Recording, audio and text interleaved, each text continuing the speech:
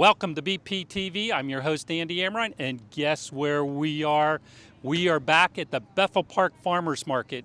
And while we are here, I want to tell you about an exciting new series that we are going to be doing. We are going to be visiting all of the different vendors at their facility. So we're going to go around and introduce you to all the different vendors, who they are, how they started, and what they do to make these amazing products to bring to our Bethel Park Farmers Market. So stay tuned. I appreciate you watching, and I want to especially thank the Bethel Park Community Foundation for being the sponsor of the Bethel Park Farmers Market. Stay tuned.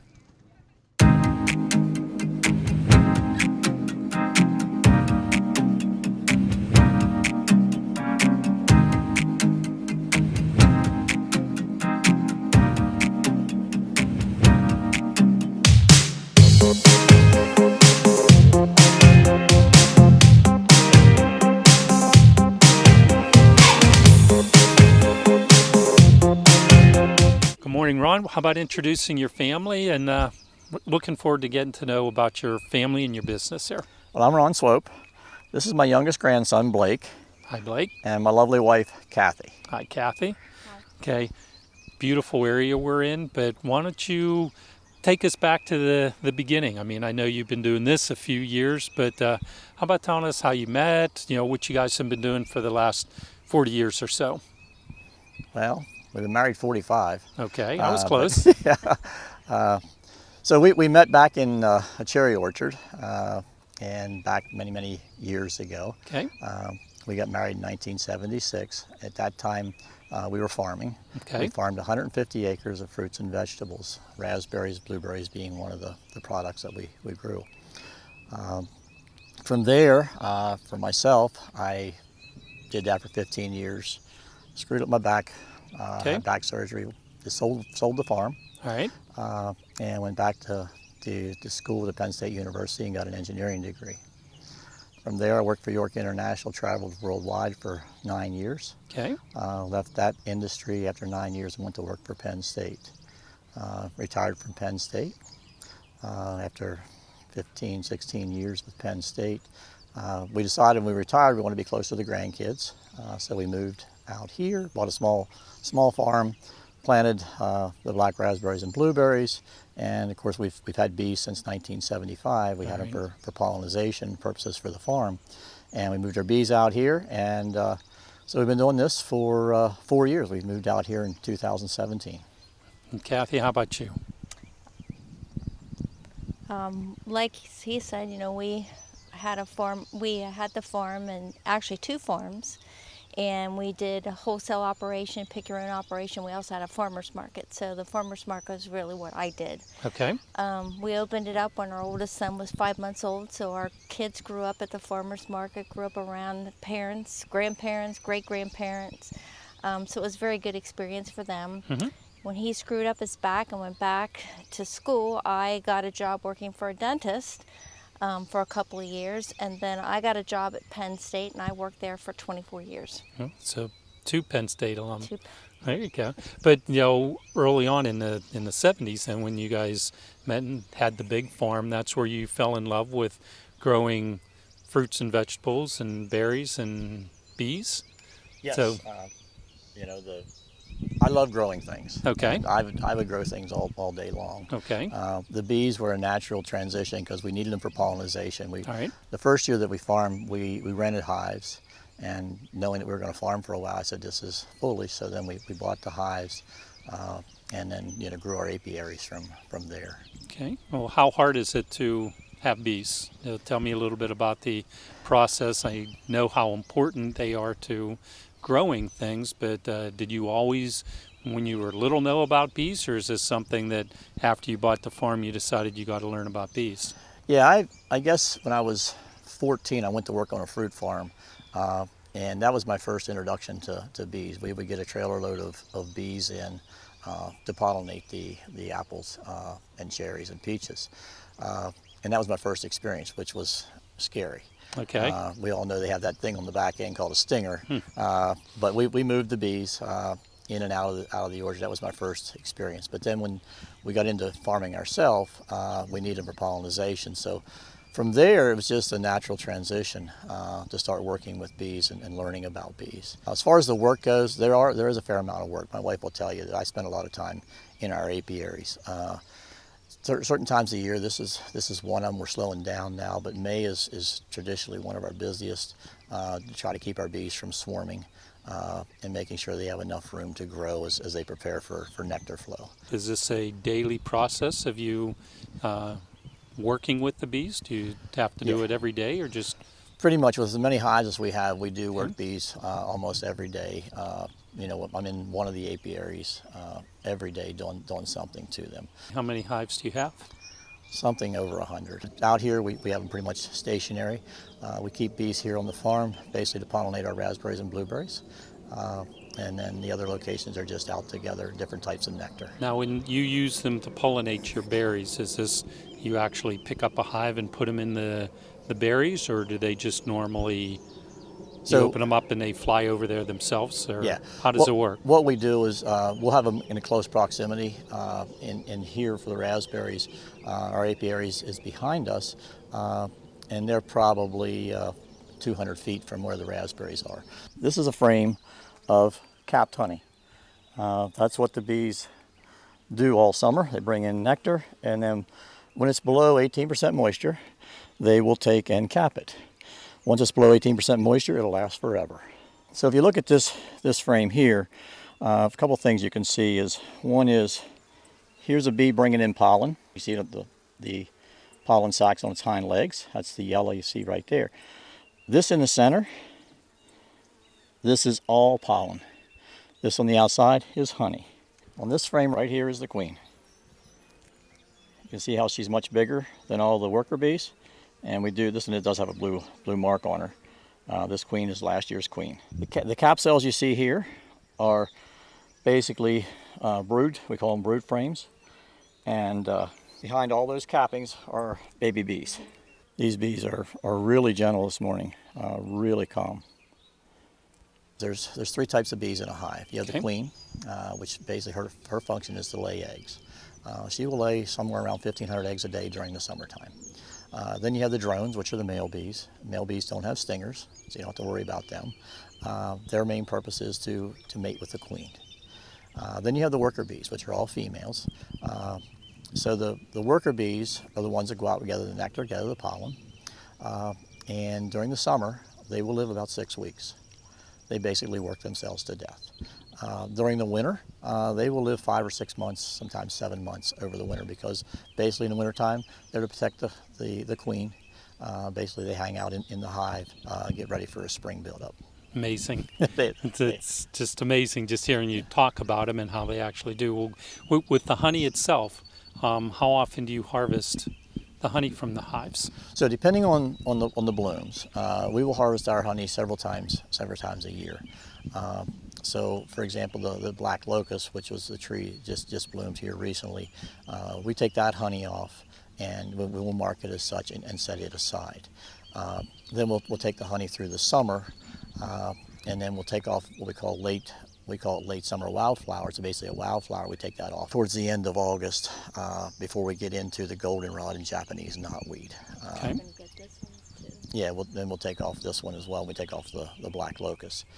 So what we do is we keep it all separate by apiary, because we know what they're working on in different areas, so that we know what type of honey we have. So the different hives that you have in your locations, they're producing different kind of honey for you? Correct. Okay, and you have them strategically placed by what it is that they're pollinating? Yes, correct. Yeah. Amazing. Yeah, that's our goal. They don't always do that, but No? that's our goal, yeah. And when you're harvesting the honey itself, walk me through just a little bit of the process. I know you're going to show it to us, but how hard is it to harvest the honey? Well, the first harvests aren't too bad because they're not real big for us. The fall honey is the big one for us in this area. But what we do is, we'll actually chase the bees out of the honey super. We don't use smoke. And they're okay with that? Yeah, they're not happy. But, okay. And that's when you're wearing the suit? Yeah, they worked all summer, and that they bring honey in. They store honey for themselves, not for me. Okay. So we chase them out of the supers, and then we'll take the supers off, and then we take the supers back to the honey house and prepare them for extraction. Okay. But it's usually a hot time. And now, is there a certain amount that you leave for them to survive the winter? Yeah, and their food. There's certain amounts that you can safely take and harvest. Yeah, we like to make sure that they have between 60 and 90 pounds of honey going into the winter. Okay. If the winter's warmer than normal and they fly more than you would expect them to fly, and they eat through that reserve, because when they fly, they will ingest honey. Right. They'll put a bee has two stomachs. It has a honey gut and a digestive gut. So they'll load up with honey. They'll go out and fly where they're using up some of their reserve. If they're just in the hive, they're not using as much honey. Because once the temperature gets above 40, 45 degrees in the wintertime, the bees will go out and do what we call a cleansing flight. They don't like to go to the bathroom in the hive. So when the weather gets decent, they'll break cluster and they'll go out and they'll fly. We leave 60 to 90 pound.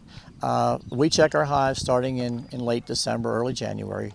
We have infrared cameras. We take pictures of the hive to find out where the cluster is. If the cluster looks like they still have lots of honey above them, we let them alone at that time. If they don't, we'll put on a sugar candy that we make on top of the hive, on top of the inner cover, or below the inner cover, above the frames, so that if they run out of honey and they get up against the lid, they have something to eat on. They won't starve. Okay. Well, what else do the bees eat? I mean, you say they have two stomachs. One is honey. What else are they digesting? So the honey. People get bees digest the honey or eat the honey, bring it back, and then they regurgitate the honey and give it to another bee. Okay. Okay. That bee, when they do that, they're adding enzymes to it. That bee will regurgitate and give it to another bee, and people say, "Oh, that's coming out of their stomach." Well, it's two different stomachs. Right. Okay. The two of them do not get intermingled. Mm-hmm. However, a bee during flight, if it needs reserve, if they made a long flight and they need reserve to get back, they will regurgitate some honey out of their honey stomach, and eat it, and that gives them the energy to get back home. Absolutely amazing insect. Yeah. So, walk us through a little bit. Okay, you have all the berries, and the bees are important for pollinating the berries. What is the bee actually doing to the berries? How are they pollinating? Walk us through here. So basically what they're doing is they're gathering nectar. Okay. Berries are a real big pollen source. All right. And so what they do is they're walking across the bloom, and when they're walking across the bloom, they're distributing the pollen from different parts of the flower to where it needs to be as they're gathering nectar. Okay. And that's how the pollinization takes place with pretty much all plants. All plants. Now, some bees do nothing but gather pollen, because pollen is the protein source for a honeybee. So what they'll do, you have some bees that'll go out and gather pollen, and they actually put it in their pollen baskets, which are on their hind legs, and they'll bring that back to the hive. All right, Ron. We left the beehives. We saw what you were doing up there, holding up the panels and seeing all the bees on. But now what do you do with it? Okay. So our next step is that one frame that I showed you that had the capped honey on. Right. We'll take all of those off the hives, and we bring it down to this location. Okay. In this location. Now you take it off the hives up there? Right, yeah. Okay. And we'll bring it back down here. Then we'll take those frames, and we'll take a frame like this that's full of honey. And this is just foundation here, but when it's full of honey, the back machine here is our decapper. It has a series of chains in there. It breaks the top capping off of the white capping that you saw on the honey up there. Saw it. It breaks that capping off. Then we take, and once the capping's off, then we'll put it in the centrifuge. The centrifuge is computer controlled. We fill it up with 21 frames. Hit the button, and it spins the honey out in both directions. Once we're ready to use it, we put it in these tanks you see here. These are our bottling tanks, and once we put it in the bottling tanks, and we get an order, like for the Bethel Park Farmers Market, Our favorite one? which is the best farmers market that we have. Thank you. They are great people to work with, and it's a great variety of vendors, which brings in a mixed clientele for our products. So when we're bottling, these are the products that we take. We do take a wildflower, which is a darker honey. We take our clover black locust mixed honey, which is a lighter honey. And then we also make creamed honeys, as well as a lot of other honey-related products. The products that we have, we make all right here on the farm. So big difference in taste. Taste difference. Every honey, depending on the variety and the nectar they bring in, has a completely different Okay. taste. Is Yeah. one a better seller for you, or it's just No, whatever is out it's, there for the season? it's a matter of preference. Okay. People that there are people that like light honey. There's people that like dark honey, and it doesn't really matter a whole lot. Nutritional wise, they're about the same. The darker honeys do have a few more antioxidants in than what the lighter honeys do.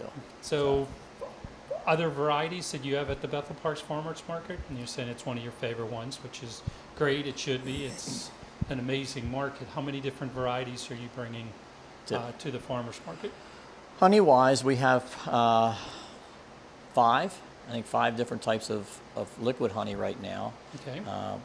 We have Japanese knotweed, we have black locust, we have our spring honey, we have our berry blossom, which came from our black raspberry and blueberry blossoms.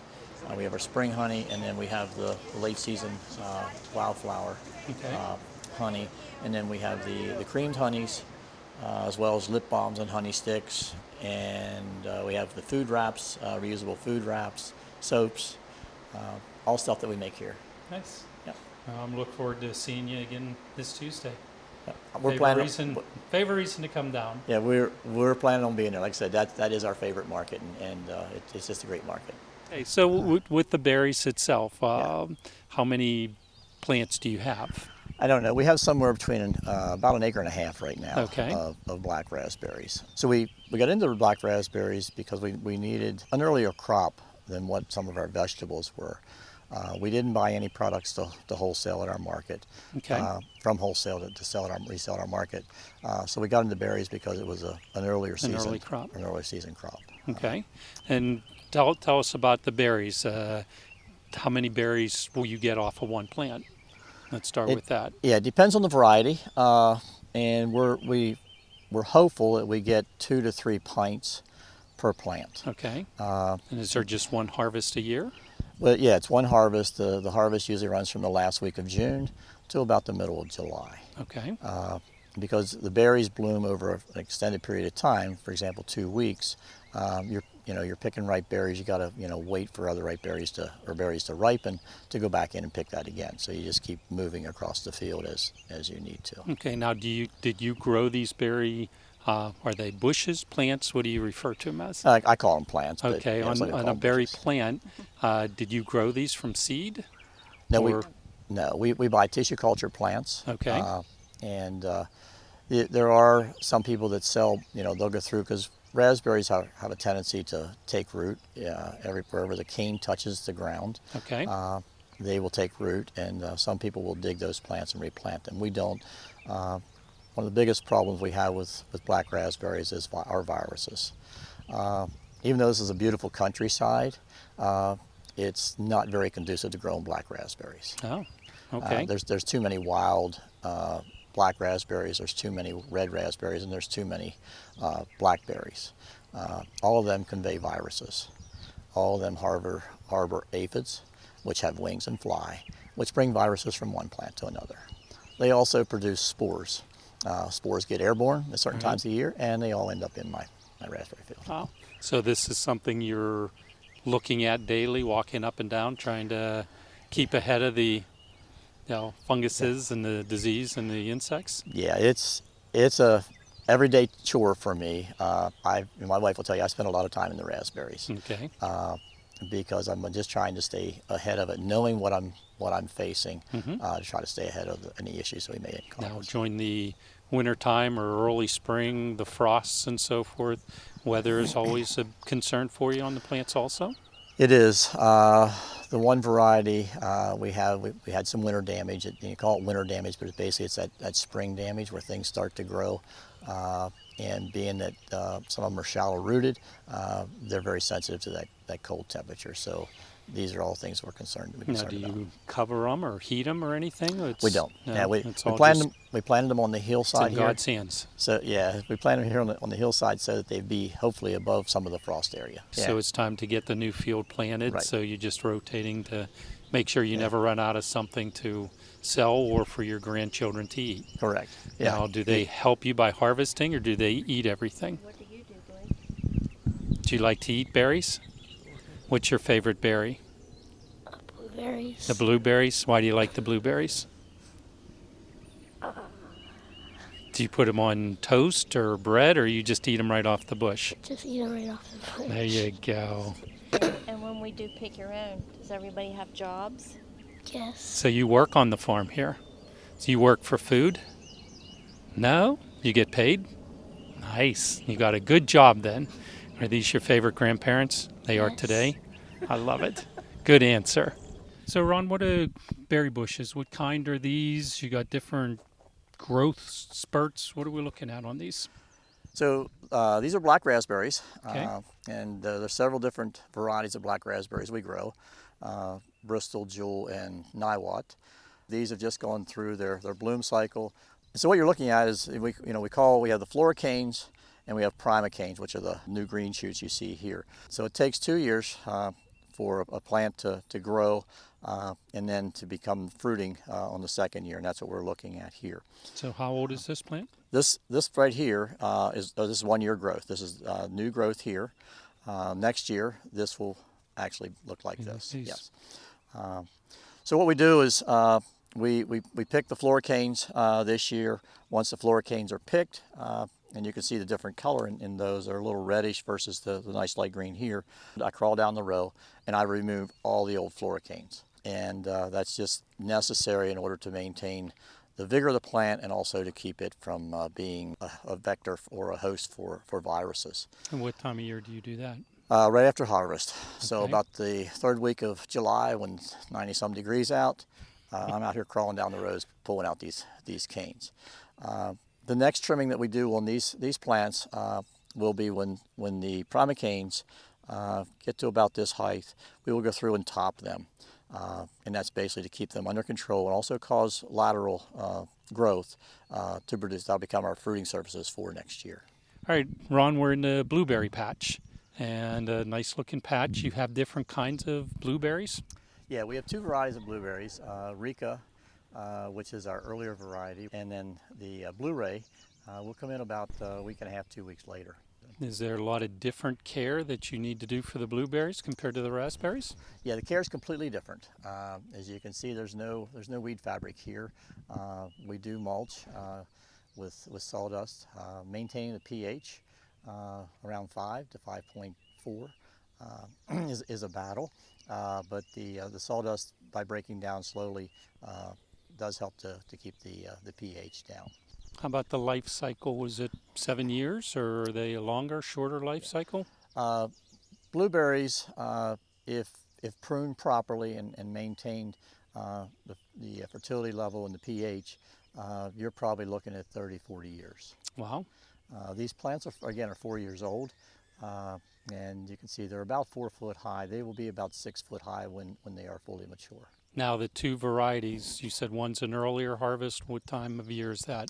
We'll start that about the end of June, Okay. about the same time we start Pick Your Own raspberries. And let me talk a little bit about our Pick Your Own Yeah. operation. How does that work? So what we do is people come in, they'll park here, they'll park in the lower lot, and we have somebody to direct them where to park. We then transport them up to the red building on top of the hill. That's where they check in. We give them their picking containers. Then we will assign them a place to pick. We don't like people picking over where somebody else has already picked. So, I do the assigning of rows. My wife helps with the assigning of rows. So if you pick down 10 rows and you still have a few containers to pick, I will start somebody maybe down at row or 13 rows or 14 plants down from where you are, so that you have enough to finish your containers, and then those people start and go on down that way. How many containers does the average person pick? We give them flats of 9 if they choose 9. I would say they pick somewhere between 9 and 18 pints. There's, like I said, there's 9 pints per flat. Do you think most of the people are canning them, or they like your grandson just eats them? Yeah, well, so the thing of it is we are family friendly, so they bring the kids out. We weigh the kids before they start to pick now, but they can eat it. If the parents say it's okay, we say it's okay. They can eat their fill while they're here. It's part of Pick Your Own, Right. and we don't mind that at all. But most of the people will take them back and freeze them. Now a little clue on freezing black raspberries and blueberries, is freeze them, lay them out singly on a cookie sheet Okay. or a cake pan singly. Put them in the freezer, freeze them. Then take them out and put them in your bags. That way, whenever you take them out this winter, you won't have a clump of berries. Wow. They will be individually. You can use what you want, and you haven't taken a knife to beat them apart. So And that's it's one. same process for blueberries or raspberries and freezing them? Same process for blueberries and raspberries. We'll bring you down, show you where to pick. Once you pick your berries are finished, then we take you back up to the red building. You check out, and we bring you back down to your car. Nice. And what time of year does that usually start? We start about the last week of June and pick through about the middle of July. All right, Ron, some other interesting facts that we were talking about on bees. Why don't you go through them again? The part that you're holding in your hand, how much honey it takes, how much work. When you say busy as a bee, there's a reason for it.